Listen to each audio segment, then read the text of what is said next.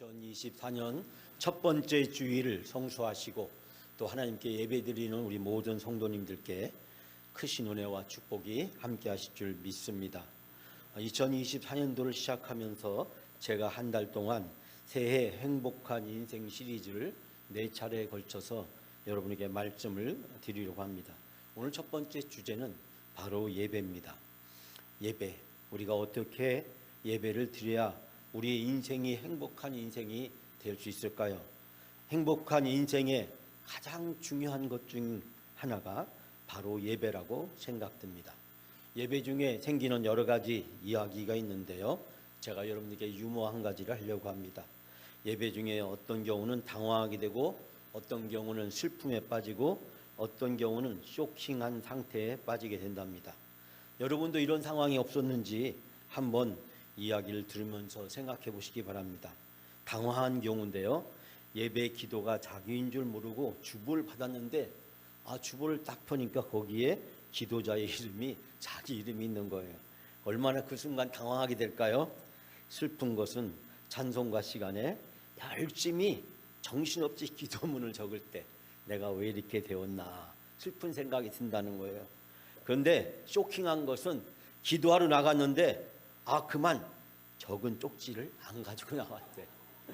열심히 적었는데 그 쪽지를 안 가지고 나온 거예요.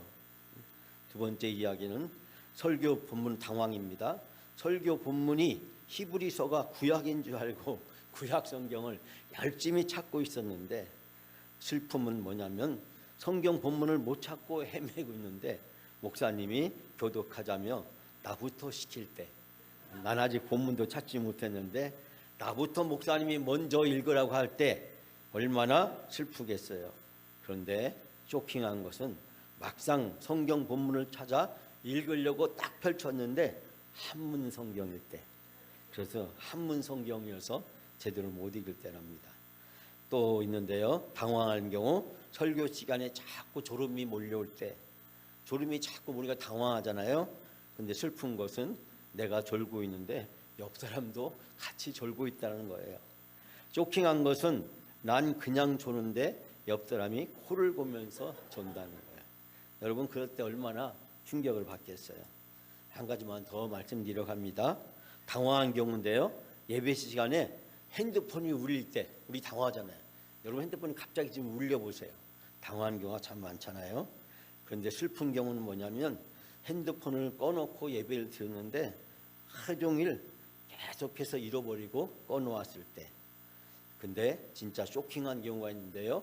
예배 중에 내 핸드폰이 막 울리기 시작했는데 유행가 댄스 음악이 나와서 사람들이 막 요절복통하고 웃을 때랍니다.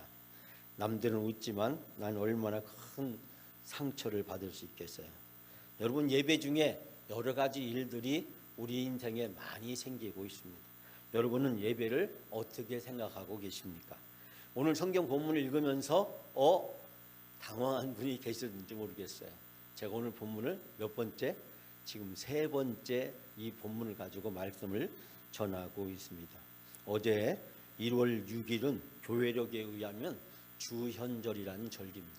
주현절.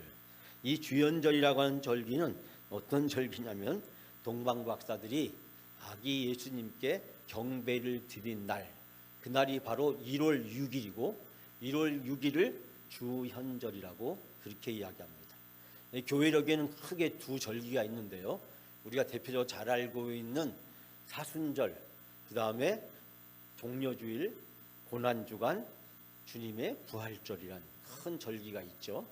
자, 그 다음에 또 어떤 절기가 있냐면 대림절 또는 대강절이라고 하는 주님의 처음 오심을 기억하고 다시 오심을 기대하는 대강절, 그 다음에 주님이 이 세상에 오신 성탄절, 그리고 주님께서 동방박사에게 예물을 받기도 하시고 나중에 장성해서 세례를 받으셨던 주님의 세례 받은 날, 그래서 이 주현절, 성탄 대림절과 성탄절과 그리고 이 주현절까지 이 절기가 성탄 주간의 절기를 마무리한다라고 이야기합니다.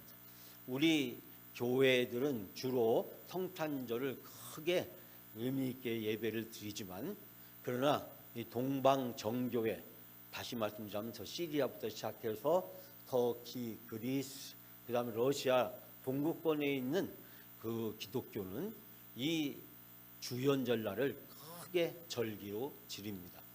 작년에 제가 여러분들에게 영상을 보여드린 적이 있었는데 이 주연절이 되면 동방교회에서는 세례를 베풀고 특별히 유아 세례를 하는 장면을 제가 보여드렸을 거예요.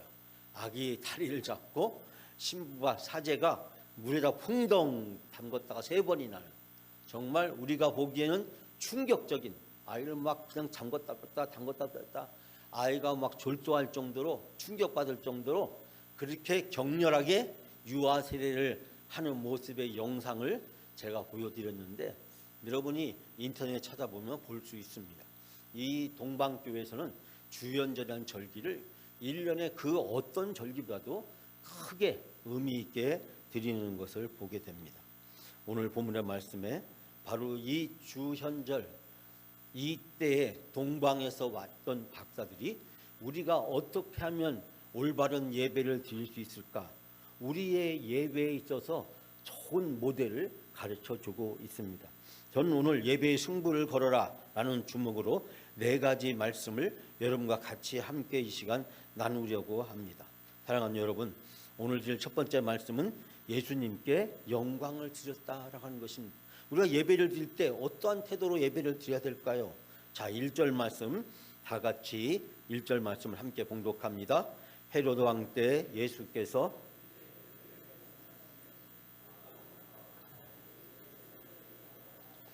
아멘.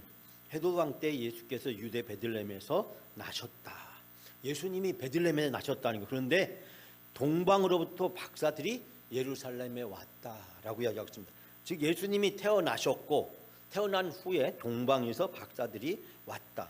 여기 동방이라는 건 문자적으로 해가 떠오르는 곳이라고 이야기합니다.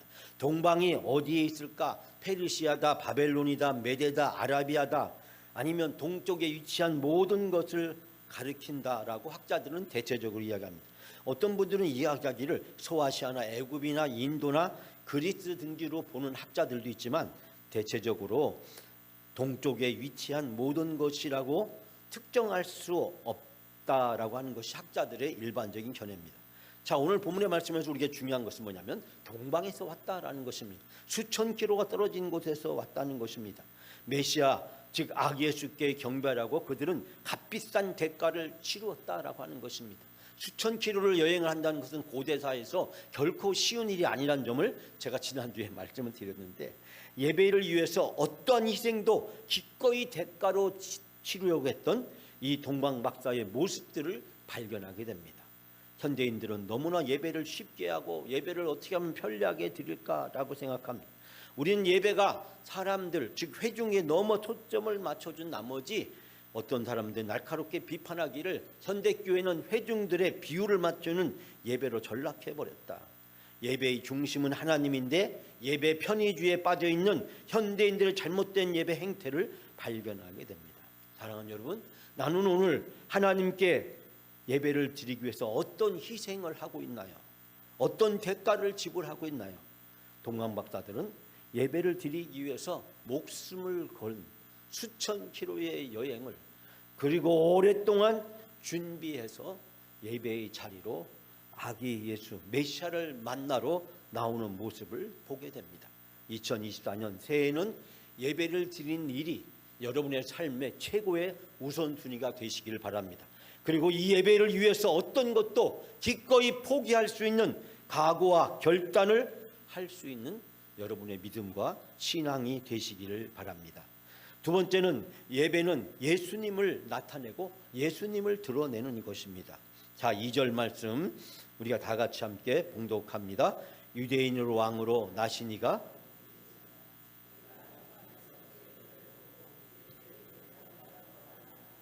아멘. 여기서 보니까 즉 동방박사들이 와서 첫 번째 하는 말이 뭐냐면 유대인의 왕으로 나시니가 어디 계시느냐. 이미 왕이 어떻게 됐다는 겁니까? 태어났다는 것입니다. 동방박사가 왔을 때는 이미 아기가 태어났다는 겁니다. 12월 24, 5일에서 1월 6일 사이 기간이 있잖아요. 그 동방 박사가 아기 예수를 경배한 날이 1월 6일이니까 이미 아기 예수가 태어난 다음에 왔다는 것이에요.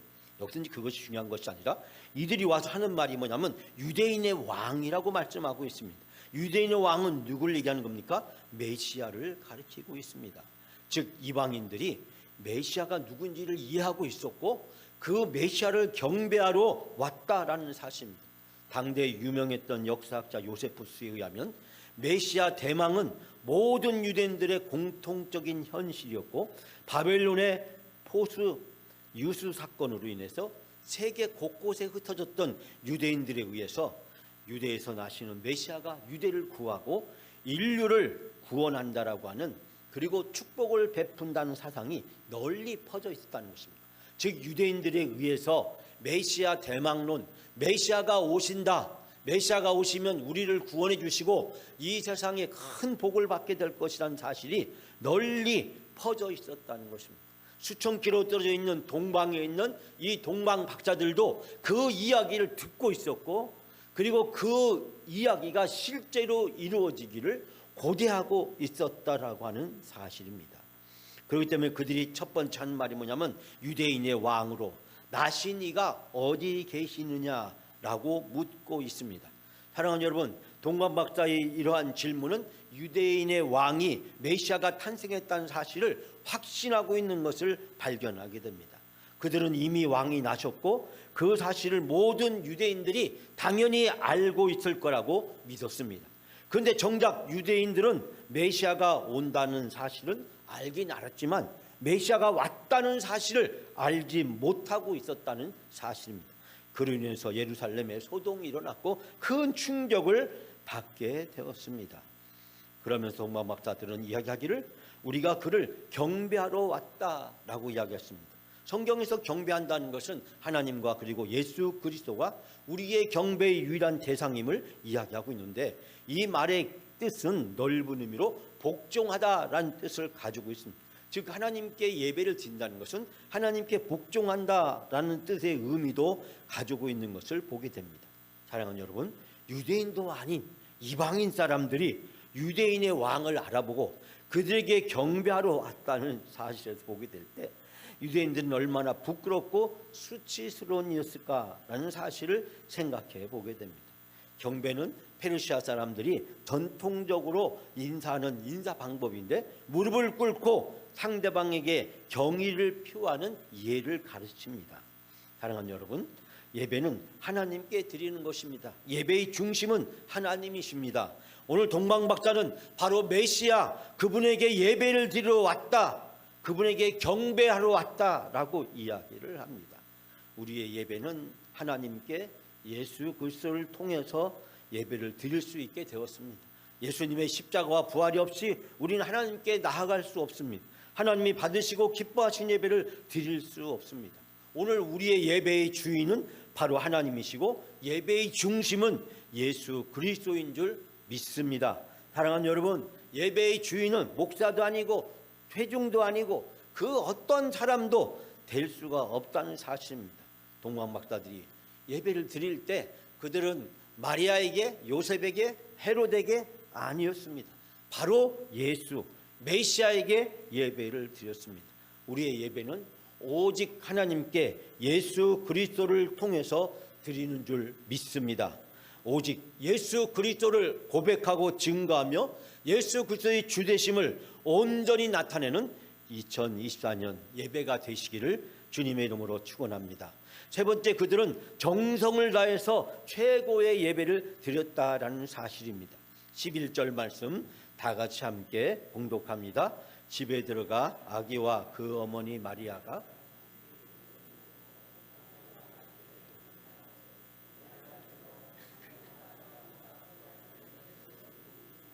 아멘. 지난주에도 제가 이 말씀을 드리면서 여러분들이 황금과 유황과 모략의 의미를 잠깐 설명했는데 우리는 이 본문을 읽을 때 많은 사람들이 뒷부분에 있는 황금과 유황과 모략에 집중해서 예물을 드렸다는 것에 초점을 줍니다.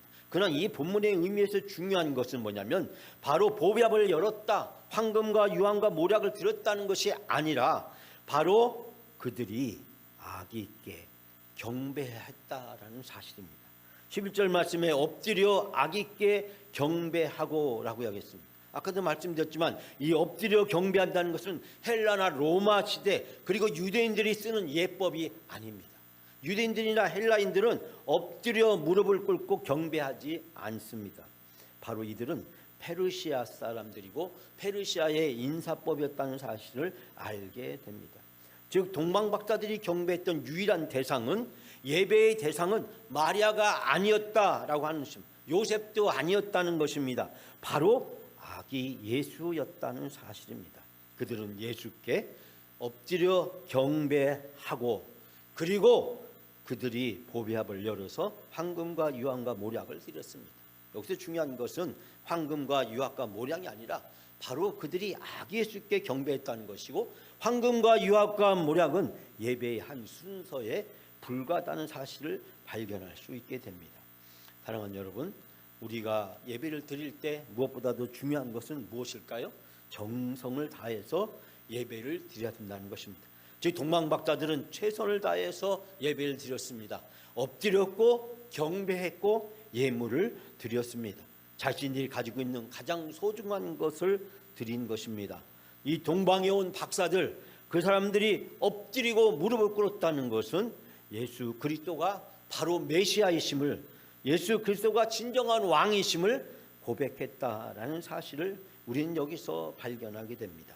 사랑하는 여러분, 우리는 어떠한 마음과 어떠한 태도와 어떠한 정성을 가지고 예배를 드리고 있나요? 예배의 주인이 하나님이심을 온전히 인정하시는 여러분이 되시길 바랍니다.